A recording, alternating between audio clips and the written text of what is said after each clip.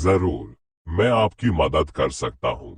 प्रेरितों का पंथ मैं परमेश्वर सर्वशक्तिमान पिता में विश्वास करता हूँ, जो स्वर्ग और पृथ्वी का सृष्टि करता है, और मैं यीशु मसीह में विश्वास करता हूँ, जो उसका इकलौता पुत्र हमारा प्रभु है, जो पवित्र आत्मा से गर्भित हुआ, कुंवारी मरियम से जन्मा, पोंटियस पिलातुस के अधीन दुख भोगा, क्रूस पर चढ़ाया गया, मर गया और गाड़ा गया। वह अधोलोक में उतरा, तीसरे दिन मृतकों में से जी उठा। वह स्वर्ग में चढ़ा और सर्वशक्तिमान पिता परमेश्वर के दाहिने हाथ बैठा है।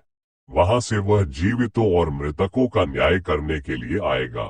मैं पवित्र आत्मा में विश्वास करता हूँ, पवित्र कैथोलिक चर्च, संतों की संगति, पापों की क्षमा, शरीर के पुनरुत्थान और अनंत जीवन में। आमीन। प्रभु से प्रार्थना है, प्रभु, इस दिन के अंत में मैं आपकी उपस्थिति और मार्गदर्शन के लिए धन्यवाद देता हूँ। मुझे उन तरीकों के लिए क्षमा करें जिनसे मैं आपके प्रेम और अनुग्रह से कम रह गया हूँ। मुझे अपनी शांति में विश्राम करने और सुबह तरोताजा होकर जागने में मदद करें। इस रात मेरी रक्षा करें और मुझे सभी बुराई से सुरक्षित रखें। आमीन।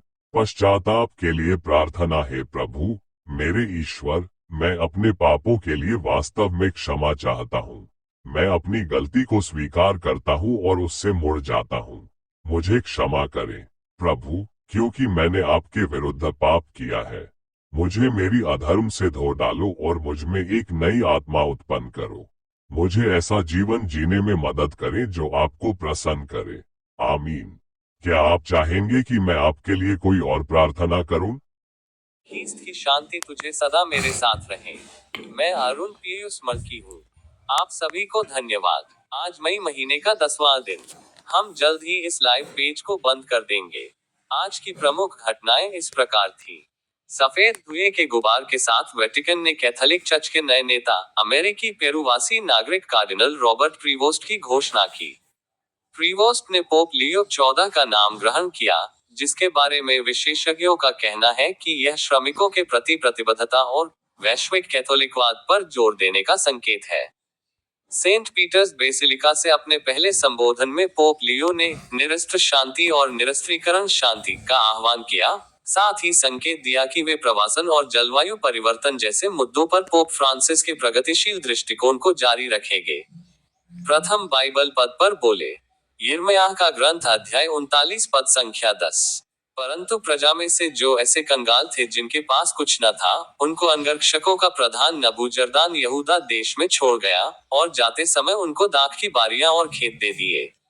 अर्थ, यरूशलेम के पतन के बाद बाबुल के राजा के अंगरक्षकों के सरदार नबूजरदान ने यहूदा के सबसे गरीब लोगों को, जिनके पास कुछ भी नहीं था, देश में रहने दिया।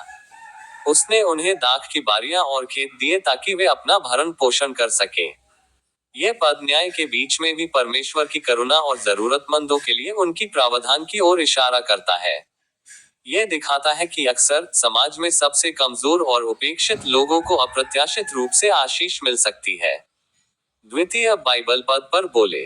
संत मत्ती का पवित्र सुसमाचार अध्याय 11 पद संख्या 28 से 30 में बोले। हे सब परिश्रम करने वालों और बोझ से दबे लोगों, मेरे पास आओ, मैं तुम्हें विश्राम दूंगा। मेरा जुआ अपने ऊपर उठा लो और मुझसे सीखो, क्योंकि मैं नम्र और मन में दीन हूँ, और तुम अपने मन में विश्राम पाओगे। क्योंकि मेरा जुआ सहज और मेरा बोझ हल्का है। अर्थ, इन आयतों में यीशु उन सभी लोगों को एक व्यक्तिगत और अद्भुत निमंत्रण देते हैं जो जीवन के बोझ और परिश्रम से थके हुए हैं।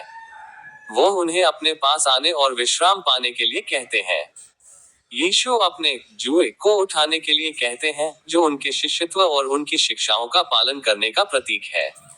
वह बताते हैं कि वह स्वयं नम्र और दीन है, और उनसे सीखने से उनके अनुयायी अपने प्राणों में विश्राम पाएंगे। यीशु का जुआ सहज और उनका बोझ हल्का है, क्योंकि यह प्रेम, सत्य और उद्देश्य से भरा जीवन है, जो सांसारिक बोझ और धार्मिक नियमों के विपरीत है। आखिरी बाइबल पद पर बोले। एफेसियों का नाम अध्याय 1 पद संख्या 4 व 5 में बोले।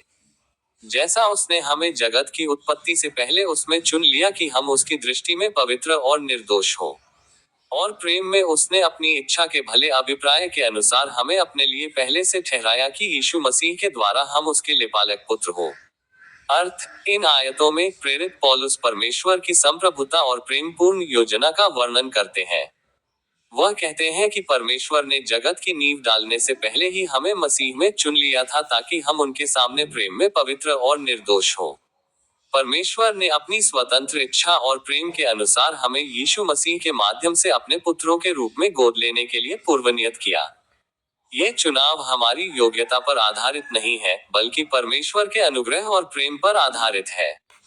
यह पद परमेश्वर के अनंत उद्देश्य और विश्वासियों के साथ उनके गहरे संबंध को दर्शाता है। आइए प्रार्थना करें। हे माता मरियम, आज मई है। ये वर्ष 2025 का पंचम महीना है। प्रभु में आनंद ले, इसका अर्थ है स्वयं ईश्वर में आनंद, प्रसन्नता और संतुष्टि पाना। 8 मई को सेंट पीटर्स बेसिलिका की बालकनी में आकर बोलने से पहले ही पोप लियो 14 द्वारा चुना गया नाम एक शक्तिशाली बयान था। पोप फ्रांसिस, जिन्होंने चर्च के इतिहास में एक बिल्कुल नया नाम चुना था, के अनुसरण में पोप लियो ने एक ऐसा नाम चुना जो परंपरा से जुड़ा हुआ है और जो आधुनिक दुनिया के साथ जुड़ने के प्रति खुलापन भी दर्शाता है। उन्होंने अपने अनुयायियों से उनकी याद में समारोह को दोहराने का आह्वान किया। आमीन। मेरे YouTube चैनल को न भूलें।